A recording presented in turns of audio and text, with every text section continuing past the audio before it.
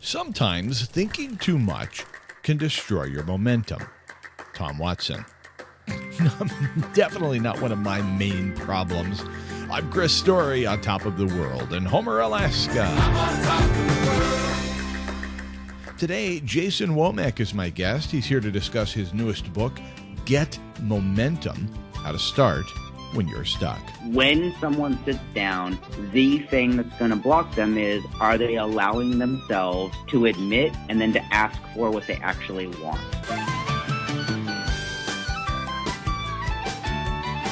You were born to live on top of the world. Welcome to On Top of the World Radio.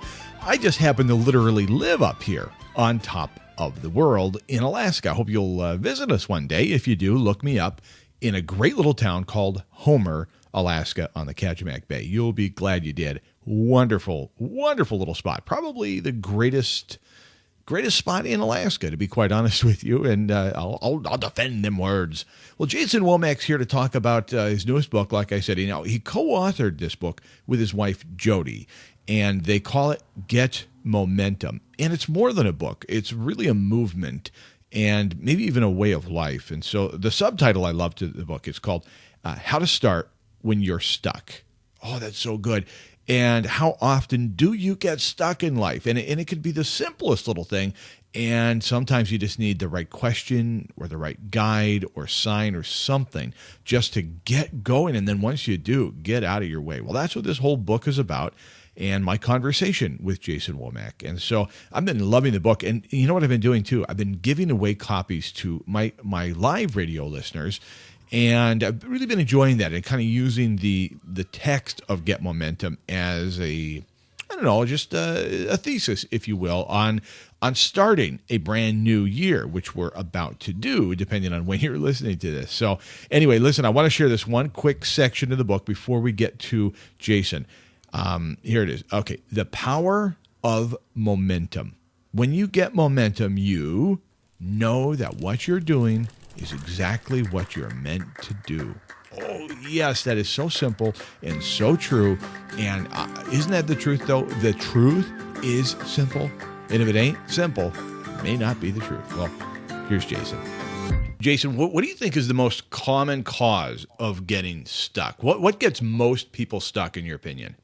Unclear vision of where there is. I mean, look, we're not going to go that far from the last book that we talked about. When someone sits down, the thing that's going to block them is, are they allowing themselves to admit and then to ask for what they actually want? What do you mean admit? What does that mean? What do you mean? It means to go inside and say, look, why am I on the planet? What is the higher calling? I mean, if we're going to go to the root of it all, we were all put here for a purpose, a plan, something that only we can do. And yet, over and over again, I find people who I'm not going to do either. I'm just going to go through a quick list. Forgot why they're here, can't accept why they're here, aren't supported why they're here. And, I don't want to start off on a negative foot other than to say, when you look in the mirror, does that person looking back at you, is that person proud of what you did today? Mm-hmm. I once put on one of my websites, author, and I had not published a book. I still haven't published a book, but I put it out there as a very proactive statement to the universe, and probably, Jason, more to myself. And I got called out on that by several, quote, friends who said, you're not an author, you haven't published anything. So it is tough, I guess, to admit what it is we want in a certain way, isn't it? And it's that word want has energy by itself. And if we just go back to some of the tools that you and I talked about, my goodness, 3 years ago, if we go back to some tools, at the end of the day, was I me? Preparing for tomorrow, am I making choices right now that are going to put me in a position to be my best? So if anybody grabs the new book that Jody and I just wrote, we got it down to 5 questions. The way that we're spinning it now is until or unless. Until I'll pull out a piece of paper and on the top write this question: what do I want to be known for? What do I want to be known for becomes the vision. It becomes the mission. It becomes the goal to go for. Now, before you freak out and try and figure out your life legacy, we're always looking for two factors to that question. The first one, role. Pick specific roles. Your role as a manager, your role as a business owner, your role as a parent, your role as a community member. And then pick a term, 90 days, 180 days. I wouldn't go more than a year if it were me. But if I step back, Chris, and I say, okay, Jason, as a author, what do you want to be known for over the next 180 days? Or maybe I'll choose a personal one, right? As a husband, what do I want to be known for over the next 90 days? What'll wind up happening is, well, there's going to be some cognitive dissonance because what I write down on that paper pretty much is going to be different than what I'm currently experiencing if you're willing to go for it. Not everyone is, and I'm not asking everyone to. But look, I don't know anybody who's going to look at a piece of paper, look at their calendar, look at their to-do list, look at their email inbox, look at their voicemail and go, all 7 days last week, I was perfect. Yeah, boy, I like that. I like that a lot. What do you want to be known for? And that really just asking that question can help probably get somebody unstuck. Maybe even if they don't know they're stuck. Just formulating an answer to that might cause somebody to say, "Oh my God, there really is something else that I'm here to do. I'm not living on purpose," and that's sad. But what are the odds that? Well, let me ask it a different way. How many people do you think, Jason, just in general, maybe not the people that you coach or attend your events and so forth, but just people in general, how many people do you meet that you think are really living on purpose and know it? Everybody. You ready for this? Ready. In moments through their day. In moments through your day, you are you. You are the you that you would look at as a 3rd or 7th or 12th grader and go, oh my gosh, that's the adult I hoped I would be. And then there's the other X number of hours per day.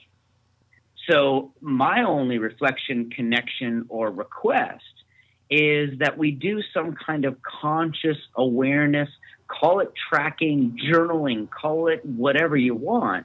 But if you look back up, and I just say back up 24 hours, think about that conversation you had with your colleague at work. Think about that conversation you had with your partner, your spouse at home. The last time you talked to your parents, ask yourself, was I the me that I would look back on and go, that was the best me I could have been? And by the way, I'm not suggesting that everyone needs to be the best them they could be at every moment of every day. I'm just looking for a small increase. Mm-hmm. That's manageable, isn't it? That's very appealing to be able to manage the transition we're talking about. Well, the way the mind works is it answers the questions we give it. So if you give it a negative question, you'll get a negative answer, right? The question, why can't I pay my bills? Or why am I always in debt? Or why do I date losers? Or why can't I seem to get ahead? Your brain's going to answer the questions you give it. That's why we frame these 5 questions as things that I want the answers to these. Can I give you question number 2? Yeah, let's have it. Whom can I learn from? Now, the words mentor, teacher, coach, friend, parent, significant other, all of those are going to come to mind. We use the word mentor, small m, by the way. The big M, mentor, that might be that one most influential person in your life. If I speak in front of an audience, I spoke for an airline today, about 100 people in the audience, and I said, hey, if I say the word mentor, teacher, coach, or influencer, how many of you had one person's name come to mind? Chris, I bet 30%, 30, 40 people raised their hands. Yeah. I'll ask everyone listening tonight. That one person who one day asked you one question, who sat down with you and really listened and really was there for you. And it could have been a long time ago, a sports coach, a school teacher, someone that you happen to call a mentor at work. The question, whom can I learn from, presupposes that I'm willing to turn to that person and say, hey, here's what I'm working on, the problem I'm here to solve. Here's what I want to be known for. Will you help me? Will you share with me a story? Will you recommend to me an activity? Will you suggest I do something that might get me closer to what it is that I want to be known for? Or to what it is I want to get momentum on. And there are mentors, small or big, mentors in our lives that we've never met, like somebody that's listening to you right now, Jason Womack, or has read your book or books or follows your blog at womackcompany.com. Well, I'll put it another way. I have a 1-minute radio segment that is called On Top of the World Radio in a Minute. And I've done 2 different segments using information from your book, including the ideal day. And that's gone around to, I don't know how many people around the world through the web and Empower Radio out of Detroit and all over Alaska and elsewhere. And I think that's really interesting because that one little segment, that one idea out of your book is having impact beyond my ability to reach people, and you don't even know it, maybe, that the people you're having impact on, and that might even be a mentor for. I've taken that idea, that ideal day idea, and I've woven it into conversations with clients and friends and family members, and I remind myself of it when I'm feeling stuck. What's my ideal day? And I go back to it and I reframe it. And my wife and I will go over our ideal days together every quarter, it seems like. So, I mean, knowing the mentor isn't even, I guess, a requirement, is it? Absolutely not. First of all, I want to do a huge shout out of acknowledgement to you. Thank you for using the plural, ideal days. No one I know has one. You don't have a perfect day. You don't have an ideal day. I have had ideal days on stage, ideal days on vacation, ideal days racing triathlon, ideal days of writing. Chris, I even wrote out, you ready for this? I wrote out a 400, 500 word ideal day if I'm traveling while I have a head cold. Because one day I was traveling, I had a head cold, and the day wasn't going well. And I thought to myself, why don't I just script the story? If I were the producer and I were the director and I were the actor, what would I have put into play so that I would have a better day today? The second piece that I want to share with you is thank you for letting me do this. The mentors. There's 3 kinds of people I call mentors. One, the person I can call. And by the way, any of you listening, call me. I'm available. 805-798-1362. Call me. We can talk anytime. There are mentors that I can email or call that will reply to me. Number 2, there are mentors I don't know if I can access, but I can still learn from them. Oprah Winfrey, Jack Welch. Who else comes to mind? I don't want to pick a dead one yet.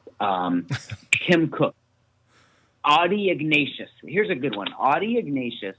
Audie is the editor of the Harvard Business Review magazine. Okay? He's still alive. He still makes sure that the magazine gets done every month. I don't know if I'm going to meet these people, but I follow them on Twitter. I follow them on LinkedIn. I watch their YouTube videos. I download the podcasts that they're interviewed by. I am absolutely learning from these folks that I don't know if I have access to. And then there's the third group. So if the first group are the folks that I can call and email and they'll reply and we could sit down for a coffee, lunch, or dinner. The second group, they're still out there doing their thing, but I just haven't gotten the introduction yet.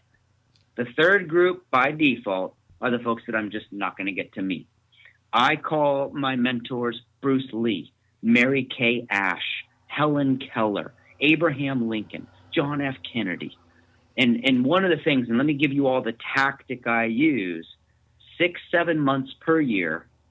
Last month I did this. I'm taking this month off. For 1 month, I study one biography.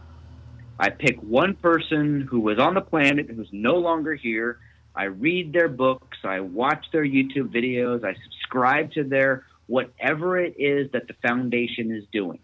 You jump over to brucelee.com. You take a look at what that family has put together based on his experience. I mean, here's the crazy thing. By the time that Bruce Lee was my age, he was dead for like 5 years. Mm-hmm. He didn't even make it out of his 30s. Mm-hmm. And yet we have access to this amazing encyclopedia, if you will. And the thinking behind it is, if I can read one line of one book, if I can watch one paragraph of one video, if that person gives me something that I can use for the rest of my life, I call them a mentor. That's good. I like that. And then I guess there's always that teacher, family member. I have on my bookshelf here in my studio. I've got a picture of my grandfather, and my grandfather with his World War II bomber pilot gear on and so forth. And it's funny. I look to him before I start any live radio show. I salute him and I say, "Okay, Grandpa, here we go." And it's every time I see that picture, I think about conversations and the mentoring that he did from the time I was little till we lost him a few years ago. And that's priceless, along with the other kind of mentors that you're describing. Everyone's walking around with a story. I mean, I figure we're all one uncomfortable eye contact session away from a life change. Hey, how long did it take? Well, you and Jody both were school teachers, so whom and who? So when you ask whom can I learn from versus who can I learn from, you guys know your stuff. That's nobody needs to fact check that. You're all good on that. I think so. I think so. Yeah, I don't want to show my ignorance here. All right, let's get to the third question. So what's our third question? What are 3 sub-projects that I can complete? And I'm always going to look for a time period. So what are 3 sub-projects I can complete relative to whom I can learn from, relative to what I want to be known for? So you're going to notice that this funnel starts to tighten up. Mm-hmm. So let's just pretend. Let's just say, hey, as an author, over the next 90 days, I want to be known as a husband-wife author duo who wrote a best-selling book that shows companies how to live and work on purpose. Let's just say that that's my thing. Whom can I learn from? So I reach out to other couples who wrote business books who became bestsellers. What are 3 sub-projects that I can complete in the next 90 days? Well, 90 days from now, I'd like to be on a podcast. I'd like to be quoted in a magazine article. I'd like to have somebody else talking about our book. Okay, 60 days from now, in order for someone to be talking about our book, I'm going to have had a conversation with some of these authors or podcasters about my book. So 30 days from now, I better have solidified a list with contact information, but also I better have something to give to these people 30 days from now, so that 60 days from now we can have a conversation, so that 90 days from now they might share it with the world. Everything for me comes down to how do I break it into thirds? And Chris, even if I had a 1-year-long project, I'd still break it into thirds. So 12 months from now, where do I need to be? 8 months from now, where do I need to be? 4 months from now, where do I need to be? And then that way, if that 4-month marker, if I'm not there, and all of a sudden it's 4 months and 2 weeks, well, then by default, it's a year and 2 weeks. And so that way I don't set myself up to fail, or nor do I set myself up to go over the deadline. I'm checking in with myself along the way. And no matter how many projects you have going or what you've got going in your life, it's pretty hard to make excuses that you can't get 3 of these sub-projects. I mean, that's something you can weave into almost any day, especially if you're planning it out based on questions 1 and 2.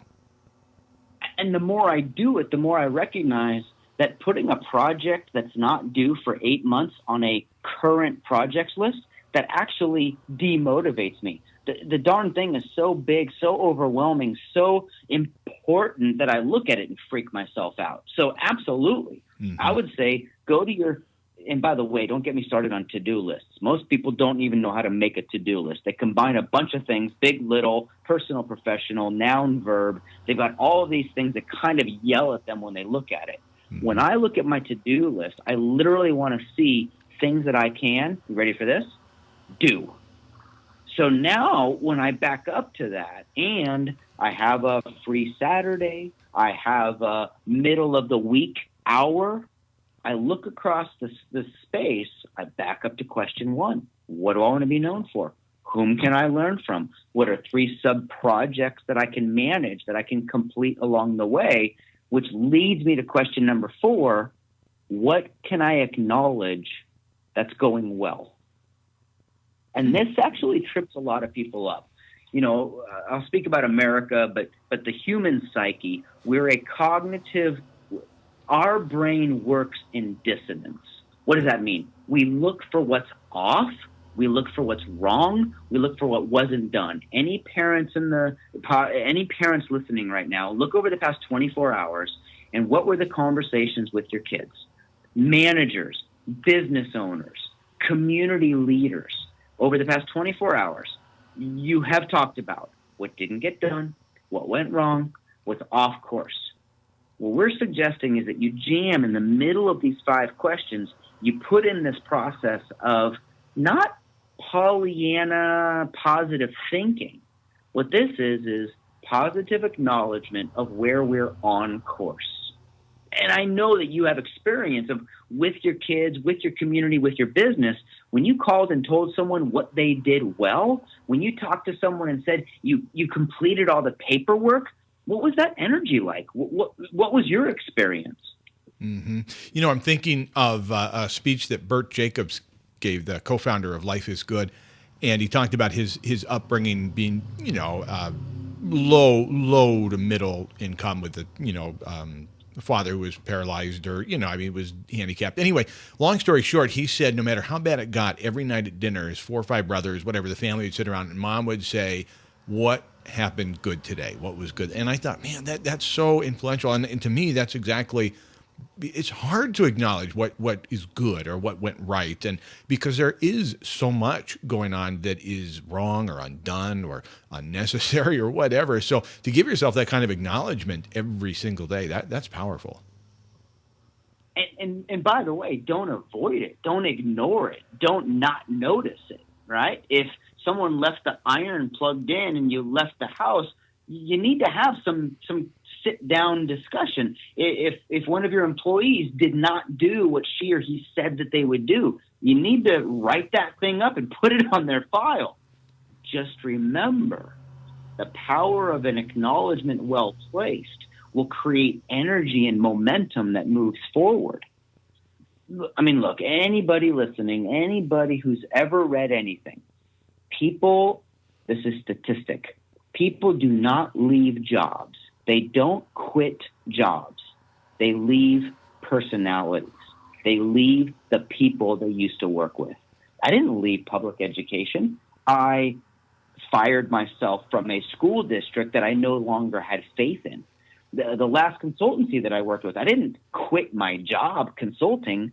I left an environment where I was not able to grow. So what does all that mean? If we'll allow ourselves to look around and say, hey, what's on course?